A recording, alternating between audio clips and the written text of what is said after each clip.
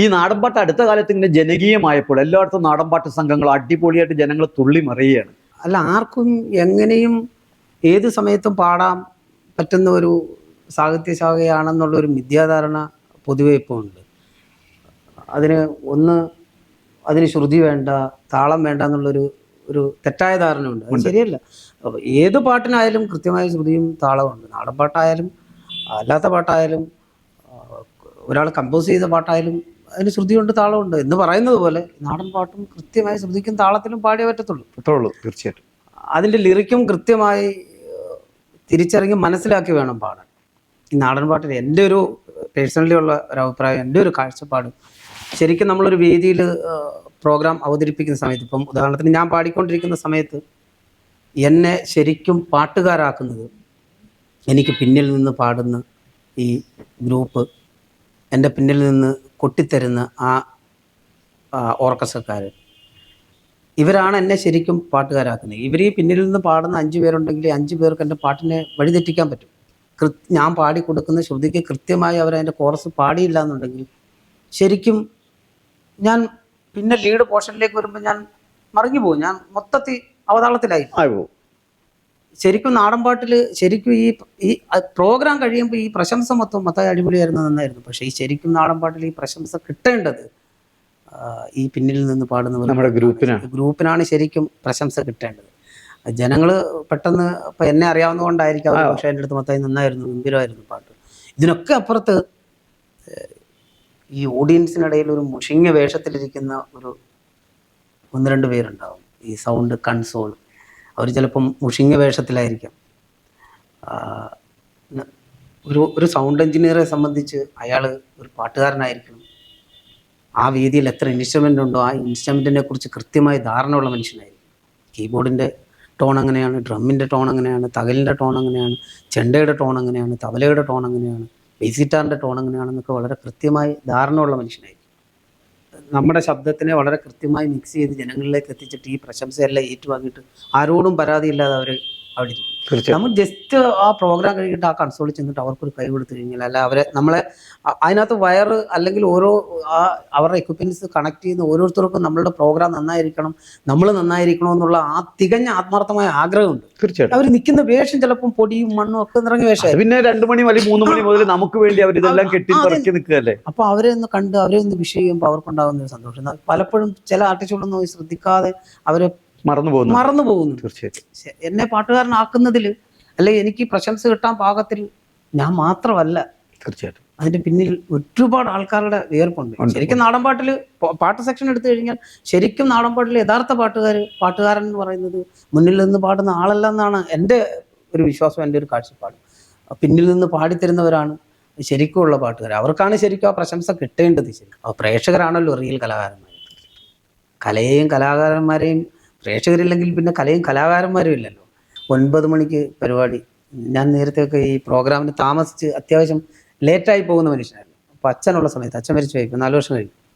ഇപ്പോൾ ഒരു ദിവസം ഇതുപോലെ ലേറ്റായി ഇങ്ങനെ ഇറങ്ങാൻ തുടങ്ങിയപ്പോഴത്തേന് അച്ഛൻ തന്നെ ചോദിച്ചേട്ടാ, അത് നീ വലിയ കലാകാരനായിരിക്കും ഒരു പക്ഷെ, നീ എത്ര വലിയ കലാകാരനായാലും ജനങ്ങളില്ലെങ്കിൽ കലയുമില്ല, കലാകാരൻ. തീർച്ചയായിട്ടും നീ 9 മണിക്ക് പ്രോഗ്രാം എഗ്രിമെൻ്റ് ചെയ്ത് നീ അവിടെ 5 മണിക്ക് ചെല്ലണം. അവിടുത്തെ സംഘാടകരുടെ പ്രശ്നം കൊണ്ട് 9 മണി എന്നുള്ളത് 10 മണിയായാലും അത് പ്രശ്നമല്ല.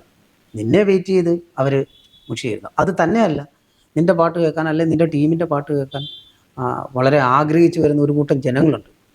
അവരുടെ ഒരുപാട് പ്രശ്നങ്ങളെ മാറ്റി നിർത്തിയിട്ടാണ് ഒരു 2 മണിക്കൂർ അല്ലെങ്കിൽ 2.5 മണിക്കൂർ എൻ്റർടൈൻ ചെയ്യാൻ നല്ലൊരു പാട്ട് കേൾക്കാമെന്ന് വിചാരിച്ചു വരുന്നത്. അവരെ മുഷിപ്പിക്കരുത്. അവരാണ് നിങ്ങളെ വളർത്തുന്നതും തളർത്തുന്നതും അവരാണ്. ഒരു അമ്പലത്തിലോ ഒരു പള്ളിയിലോ ഒരു പ്രോഗ്രാം ചാർട്ട് ചെയ്യുക എന്ന് പറഞ്ഞാൽ ചിലപ്പോൾ ഒരു 3 മാസത്തെ പിന്നെ കഠിനാധ്വാനം. പിന്നെ ഓരോ വീടുകളും കയറി ഇറങ്ങി വാങ്ങുന്ന തുച്ഛമായ പൈസകൾ കൂട്ടിവെച്ചാണ് നമുക്ക് തരുന്നത്. പിന്നെ നമ്മുടെ ആ 2 മണിക്കൂർ അല്ലെങ്കിൽ 3 മണിക്കൂർ ഞാൻ മനസ്സിലാക്കുന്ന ഒരു കാര്യം. അപ്പൊ നമ്മൾ ആ സ്റ്റേജിൽ ചെന്ന് അത് അത്രയും ആത്മാർത്ഥതയോടുകൂടി വേണം. അതും കൃത്യസമയത്ത് നമ്മൾ ചെല്ലണം. അവിടുത്തെ എന്തെങ്കിലും പ്രശ്നങ്ങൾ കൊണ്ടാണ് നമ്മുടെ പ്രോഗ്രാമിന് താമസം ഉണ്ടാകുന്നെങ്കിൽ അതൊന്നും പ്രശ്നമല്ല. നമ്മളെ വെയിറ്റ് ചെയ്തൊരിക്കലും നിൽക്കാൻ പാടില്ല എന്നുള്ളത്. അതുപോലെ തന്നെ ഇപ്പോൾ ഒരു പുതിയ തീരുമാനം വന്നു, 10 മണി വരെ മതി കലാപരിപാടികൾ, അതിനുശേഷം മൈക്ക് സെറ്റ് ഓഫ് ചെയ്യണം എന്നുള്ളത്. എന്താണ് മത്തായിയുടെ അഭിപ്രായം? ശരിക്കും ആ തീരുമാനം പണ്ട് മുതലേ നിയമപരമായിട്ടുള്ളതാണ്. പക്ഷേ അത് നമ്മളെപ്പോലുള്ള ആൾക്കാരുടെ പള്ളക്കടിക്കും. കാരണം ഒരു ക്ഷേത്രത്തിലാണ് പരിപാടിയെങ്കിൽ അവിടെ ക്ഷേത്ര ആചാരങ്ങൾ ഉണ്ടാവും. അത് കഴിഞ്ഞല്ലേ നമുക്ക് അതാണ്. ഇപ്പോൾ ഒരു താലപ്പൊലിയോ അങ്ങനെ എന്തെങ്കിലും ഉണ്ടെങ്കിൽ ആൾക്കാർ ഈ താലപ്പൊലിയൊക്കെ കഴിഞ്ഞ് നടന്ന് ക്ഷീണിച്ച് വന്നിട്ട് വീട്ടിലൊക്കെ പോയി ഒന്ന് ഫ്രഷായി ഡ്രസ്സൊക്കെ മാറി ഒരു 8:30-9 മണിക്ക് അവൻ വന്നിങ്ങനെ ഇരിക്കുകയുള്ളൂ. നമ്മൾ തുടങ്ങി വരുമ്പോഴേക്കും തീർന്നവരോ അവര് പൈസ തരുന്നതിനും അതൊരു സങ്കടമാണ്. നമുക്ക് പ്രോഗ്രാം ചെയ്യാൻ പറ്റാത്തതിലും ഒരു സങ്കടം. ഒരു ടൈം കുറച്ചുകൂടെ നീട്ടി ഒരു 12 മണി വരെയൊക്കെ ആവാം. അതുവരെ സർക്കാർ അത് വളരെ കൃത്യമായിട്ട് ചെയ്യണം.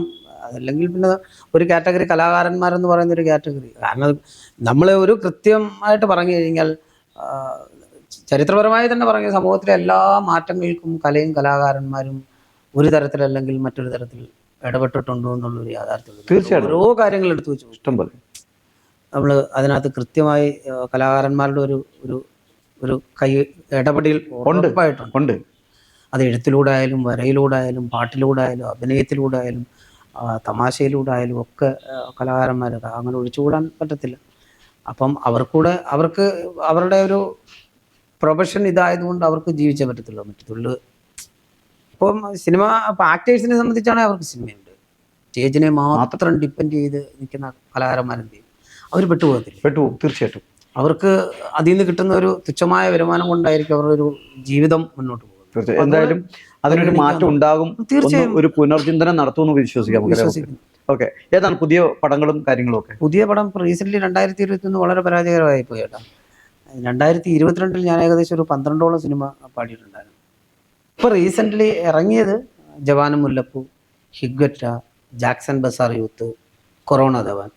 മദ്യപനപ്പാട്ട് ജിങ്ക ജിങ്ക ജിങ്കാലേ ജിങ്ക ജിങ്ക ജിങ്കാലേ ജിങ്ക ജിങ്ക ജിങ്ക ജിങ്ക ജിങ്ക ജിങ്ക ജിങ്കാലേ നില്ലടി പെണ്ണെ നിന്നെ ഞാനൊന്ന് കണ്ടോട്ടെ നീലപ്പാവാട വാങ്ങിത്തരാം പെണ്ണെ നീ എൻ്റെ കൂടെ പോരടി പെണ്ണേ നീ എൻ്റെ കൂടെ പോരടി പെണ്ണേ. അത് ഈണം കൊടുത്തത് ഞാൻ തന്നെ. സംഗീതം അങ്ങനെ ഒരു സന്തോഷം ഉണ്ടായിരുന്നു. അടുത്ത ചോദ്യം, എന്താണ് ഈ ജിങ്ക് ജിങ്ക് ജിങ്കാല? ചുമ്മാ ഒരു രസത്തിന്. അതായത് അവരെൻ്റെ അടുത്ത് പറഞ്ഞൊരു ഷാപ്പിലെ സെറ്റപ്പാണിത്. അപ്പൊ അങ്ങനെ ഒരു അപ്പൊ ഇരിക്കട്ടെ ഒരു ജിങ്ക് ജിങ്ക് ജിങ്ക. ഷാപ്പില് ഒരു അറ്റ്മോസ്ഫിയർ എന്ന് പറയുമ്പം അവിടുത്തെ ടോട്ടൽ കലാകാരന്മാർ ഓൺ ദ സ്പോട്ടിൽ അവർ പാട്ടുകൾ ഉണ്ടാക്കി അപ്പൊ തന്നെ അവർ വായ്ത്താരിയൊക്കെ ചെയ്ത് ഒരു പാടുന്ന സെറ്റപ്പ് ആണല്ലോ. എനിക്ക് പെട്ടെന്ന് ഓർമ്മ വന്നപ്പോൾ ഒരു വിധത്തിൽ അങ്ങനെ ചെയ്തു. ഓക്കെ.